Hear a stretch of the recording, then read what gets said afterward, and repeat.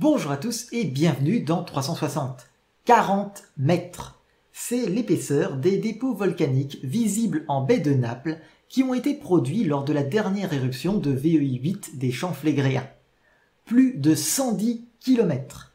C'est la longueur de la famille de volcans qui va du Cantal jusqu'à la chaîne des Puys. Mais l'épisode volcanique dont nous allons parler aujourd'hui a recouvert entre 1 et 1,5 million de kilomètres carrés d'une épaisseur de coulée de lave pouvant atteindre 2400 mètres, soit 2/3 de la hauteur du Cantal à son apogée, mais sur une surface grande comme 2 à 3 fois la France.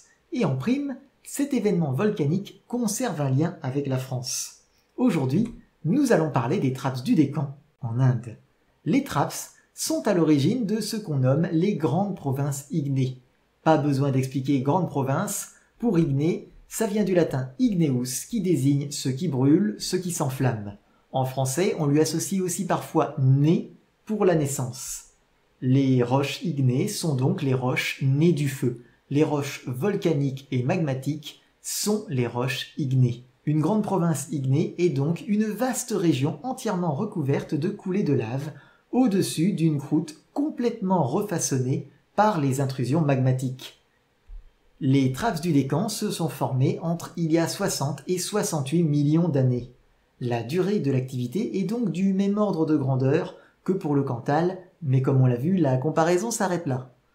Entre 60 et 68 millions d'années, c'est aussi une période qui inclut une date majeure dans l'histoire de la Terre, moins 65 millions d'années, soit la crise Crétacé-Paléogène, qu'on appelait autrefois crise Crétacé-Tertiaire ou crise Catée.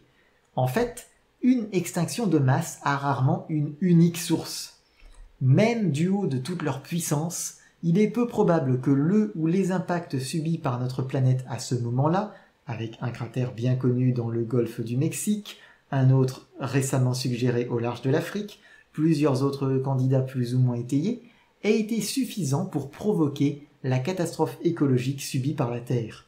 Le truc, c'est que les écosystèmes terrestres étaient déjà affaiblis quand le cataclysme a frappé. Et devinez qu'est-ce qui a participé à la crise Catée en affaiblissant les écosystèmes? Oui, ce sont les Traps du Deccan. Le premier impact est lié aux poussières des éruptions, et plus encore au dioxyde de soufre. Ce gaz, comme je l'ai déjà mentionné auparavant, provoque non seulement des pluies acides, mais aussi un refroidissement climatique. Ainsi, le premier million d'années de l'activité des Traps du Deccan est associé à une baisse des températures mondiales de l'ordre de 2 degrés Celsius, ainsi qu'à de nombreuses perturbations environnementales. Les écosystèmes mondiaux étaient donc déjà affaiblis quand au moins un astéroïde géant a heurté la Terre. Pour ne rien arranger, les volcans sont sensibles à l'activité sismique et à l'époque, Chicxulub se trouvait quasiment aux antipodes du Deccan. L'impact de l'astéroïde aurait encore augmenté la puissance des éruptions dans le Deccan, le séisme planétaire qu'il a provoqué ayant accéléré l'échappement du magma. Après l'hiver volcanique, puis l'hiver post-impact, c'est un autre effet de l'éruption qui se fit sentir. Car voyez-vous, les volcans relâchent naturellement du CO2 dans notre atmosphère, et les Traps, étant des régions entières de volcanisme, en relarguent beaucoup. Les Traps du Deccan auraient relargué environ 200 000 gigatonnes de CO2 dans l'atmosphère. Par comparaison, l'humanité rejette aujourd'hui un peu moins de 40 gigatonnes par an et en rejetait environ 10 gigatonnes par an dans la seconde moitié du siècle dernier. Avant, c'était encore moins. Le volume émis par les Traps pendant leurs 8 millions d'années d'activité est donc assez colossal, dans le même ordre de grandeur que les émissions anthropiques, mais en beaucoup moins brutal. On estime que, passé leur effet de refroidissement initial lié au dioxyde de soufre et aux poussières, les Traps du Deccan ont été une des causes majeures d'une élévation des températures terrestres de l'ordre de plus 3 à plus 4 degrés, participant au maximum de température qu'on a mesuré au début du Paléogène. Un maximum qui s'accompagne de la disparition totale de la ceinture climatique polaire pendant le début du Tertiaire et peut-être même de la ceinture tempérée froide, puisque le climat subtropical montait jusqu'à l'Alaska d'après certains travaux. Par la suite, l'érosion des roches volcaniques a fait disparaître la majeure partie des dépôts. De 2 à 3 fois la surface de la France, il ne reste aujourd'hui qu'un peu moins d'une fois la surface de la France. Enfin, un peu moins d'une fois la surface de la France en Inde. Dans l'océan Indien, c'est une autre histoire. Car voyez-vous, la remontée de roches en fusion qui est à l'origine des trappes du Décan ne s'est pas arrêtée, elle est toujours active.